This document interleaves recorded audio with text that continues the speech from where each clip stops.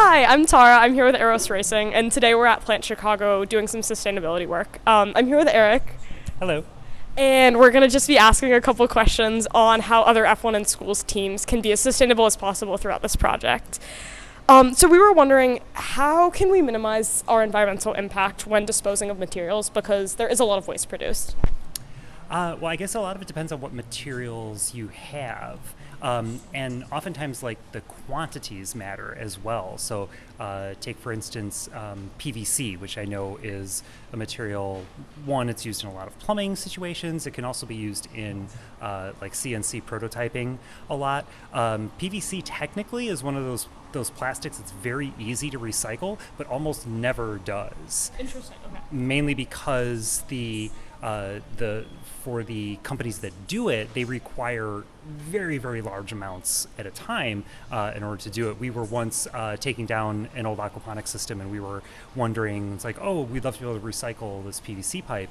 And asking around, we had to fill up an entire semi-trailer full of PVC in order for it to be, like, worthwhile, because it's so cheap to produce. Okay. And that can be a really big distinguishing factor for the recyclability of materials. What is the market for it? So even if something can be recycled or reused, if it is cheaper to produce a new virgin material, companies are going to do that, even if it's not the best thing to be doing. And so, do you know of any cost-effective and sustainable 3D material as well as resin filaments that would be able to be used during the manufacturing process? Ooh, that's a really good question. I myself am not that up on additive manufacturing, generally speaking. But I do know that, depending on the resins that are involved in the actual filaments, that, like, you can take some, printed materials and melt them back down if you have the ability to do that. And of course, not many people have a machine that can remelt and pelletize a material that can then be extruded. And that goes back into the equation of, like, who can do it, how cost effective is it, and it might just be more cost effective to throw it out, unfortunately. Okay. Yeah. And how would you recommend calculating carbon footprint, especially with a lot of travel as we head to Saudi Arabia this December? Is there any way that we can mitigate that impact on the environment? I suppose the simplest method, and this is kind of a hot button topic, but would be, carbon offset credits. Okay. That's probably the most easily attainable by your average student or club.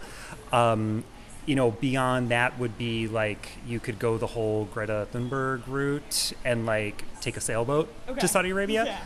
You'd probably have to leave now. But if in all likelihood you're going to be flying, and so you could perhaps choose an airline based on if they institute some form of sustainability or offsetting practices. Not really likely the case. You're going to be taking whatever airline's chosen for you. But then I would look at potentially finding other ways to, like, more actively offset the emissions that you already know you're going to be producing. Okay, sounds good. And is there any ways that you could recommend our team, as well as other F1 and schools teams, to be as sustainable as possible, whether it's in the manufacturing process or the printing process of portfolios and things like that? Is there something that we should be aware of when choosing maybe a manufacturer?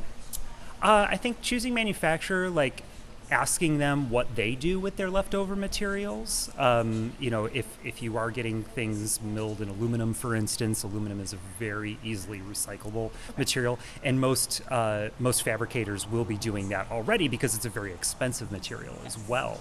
I would say avoiding materials like carbon fiber that are a little bit more difficult or at least energy intensive to recycle or reuse. And again, things that have resins involved and all that, which even in the recycling process or reuse process, you have off-gassing and other, I saw an article the other day about how much PFAS is being released atmospherically by landfills. Like we know it's in leachate and runoff, but even in the flaring process of landfills, we are getting PFAS just into the atmosphere that we're then breathing. So there's a lot of detrimental qualities to a lot of these like composite materials and stuff that we're using. If it means running one or two less prototypes, that can also make a big impact. Okay. And you asked specifically about portfolios. I'd say just don't even print them. Just go digital.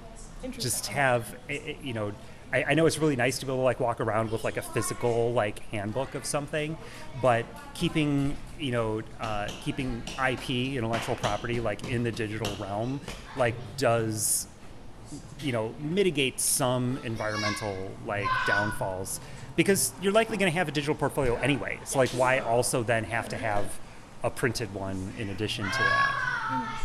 Thank you so much for answering all our questions. We really appreciate it. Of course, thanks for coming by.